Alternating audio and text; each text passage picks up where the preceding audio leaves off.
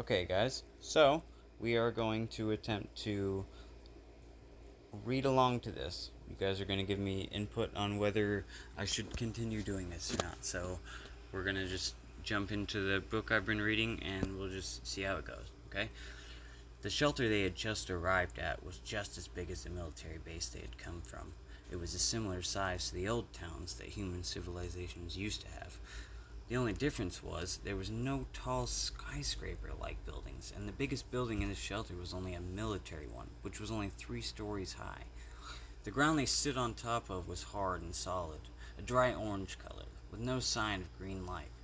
It was hard to imagine anything being able to grow on these lands. It was clear that hot, blistering sun had dried out the ground. It was the first time most of the students had arrived at another planet, and even for Quinn, it was a significant difference compared to the shelter he was at before. The streets were full of people walking left and right, with the children by their side. Stalls everywhere selling all kinds of things, hot, smoky meat with fresh fruit and vegetables. This looks even better than some places on Earth, Quinn said. I wonder why more people don't move to the shelters more. Freedom, Layla said. If you look around you, most of the people here aren't travelers or work for the military. Most likely, all of them were low levels who could no longer afford to live on Earth. They were forced to move here.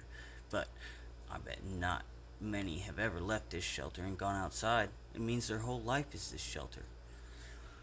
With power, it meant you had more choices. A high level was able to choose which shelter they wanted to live at and even have a place back on Earth. They could travel in between, and they weren't really restricted to anything. However, it wasn't the same for these people. They had to pick a place and never leave it.